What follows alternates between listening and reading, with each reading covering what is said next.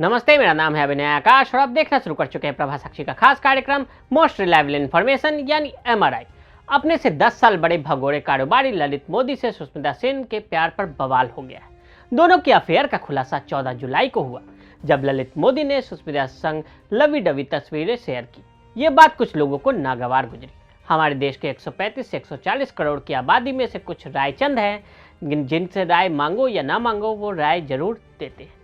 जिसने अपनी छोटी उंगली के नाखून के पास हल्का सा कटने पर भी पट्टी ना करवाई हो, वो भी आपको कैंसर का इलाज बता देते हैं। सुष्मिता सेन पर इल्जाम भी बहुत सारे लगे और मजाक भी उड़ाया गया। इसके साथ ही उन्हें गोल्ड डिगर भी बोल दिया गया। सुनने में थोड़ा भारी भरकम अंग्रेजी का शब्द, गूगल करके देखो तो कई सारे मतलब निकल कर सामने आएंगे। मसलन सोने की खुदाई करने वाला, सोने को निकालने वाला और सबसे आखिर में धन के लिए अमीर पुरुष से संबंध या विवाह करने वाले। फिर हमने सोचा कि चक्कर क्या है भैया, गोल्ड मतलब सोना और डिगर मतलब खुदाई करने वाला, फिर ये अमीर शख्स से शादी या संबंध रखने वाले का क्या मतलब निकलता है।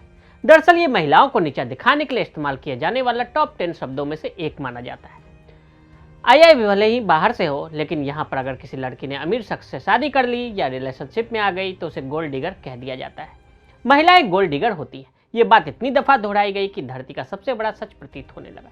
बंदर इंसान के पूर्वज निकले या नहीं, लेकिन औरत का लोभी होना तय माना जाने लगा। इसी के लिए शब्द का प्रयोग किया जाने लगा गोल्ड डिगर।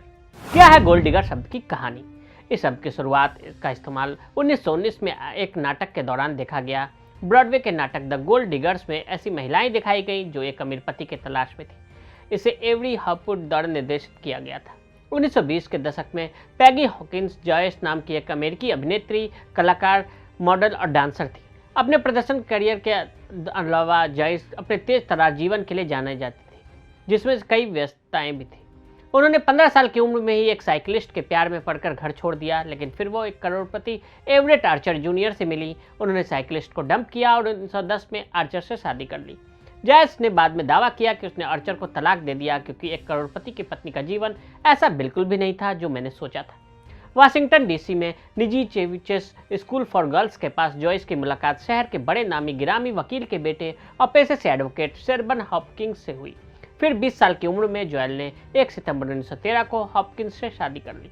जॉयस ने 1917 में हॉपकिंस को न्यूयॉर्क शहर में शो बिजनेस में अपना कैरियर बनाने के लिए फिर छोड़ दिया। 1920 में दोनों का तलाक हो गया। 1920 में जॉयस ने करोड़पति लब्रन जे से शादी की। उस जमाने में शादी के लिए कुछ ही दिनों बाद जॉयस ने एक सप्ताह के समय में $1 मिलियन की शॉपिंग कर खासा सुर्खियां बटोरी। धीरे धीरे वो अमेरिका प्रेस में सबसे अधिक चर्चित शख्सियत बन गई। उस समय के पॉप कल्चर में पेगी जॉयस के लिए गोल्ड डिगर शब्द का इस्तेमाल किया गया। साल 2000 में Gold Digger the Outrageous Life and Times of Peggy Hawkins Joyce नाम से किताब भी आई। महिला का पैसे के लिए अमीर पुरुष से शादी करना। 1920 का दौर अमेरिका के लिए ऐसा वक्त जब पुरुषों के पास पैसे की कमी नहीं थी, लेकिन उनके मुकाबले महिलाएं कम पैसे और बेहतर नौकरी के लिए बेहद सीमित मात्रा में थी। यहाँ तक कि अधिकांश महिलाएं घर से बाहर काम के लिए नहीं जाया करती थी। अमीर पति से उन्हें एक लग्जरी लाइफ जीने का मौका मिलता। ये वो वक्त था जब लेबर मार्केट में औरतों की बराबरी की भागीदारी के मौके भी नहीं मिलते थे।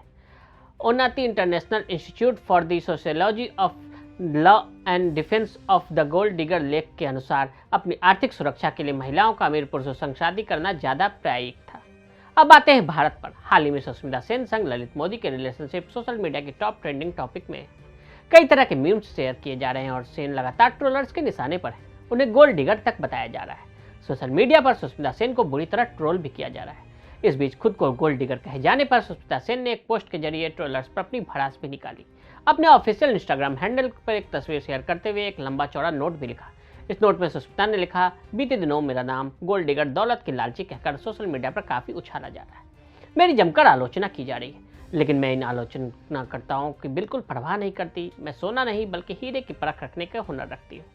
ऐसे में कुछ बुद्धिजीवियों के जरिए गोल्ड डिगर कहना उनकी निचली मानसिकता को साफ साफ दिखाता है। इससे पहले महिला के साथ इस तरह का व्यवहार किया गया था जब रिया चक्रवर्ती पर सुशांत सिंह राजपूत की हत्या का आरोप लगाया गया था ताकि वह उनके पैसे पर नियंत्रण कर सके। विषकन्या, हत्यारिन, काला जादू करने वाली, लालची और इसी में एक शब्द गोल्ड डिगर, ये मीडिया और नेटिजन्स के इस निशाने पर खूब रही थी।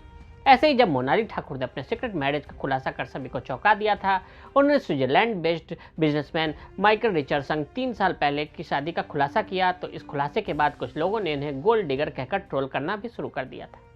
अनुष्का शर्मा एक अन्य उदाहरण है जिन्हें मैदान पर विराट कोहली के परफॉर्मेंस के लिए लगातार दोषी ठहराया जाता है। अभिनेत्री सोशल मीडिया गोल्ड डिगर होने के आरोप से त्रस्त थी। ट्रोलर्स की तरफ से ट्वीट करके पूछा भी जाता कि ये तथाकथित अभिनेत्रियां आम पुरुषों से शादी क्यों नहीं करती हैं। तो आज हमने आपको गोल्ड डिगर शब्द के पीछे की कहानी के बारे में बताया।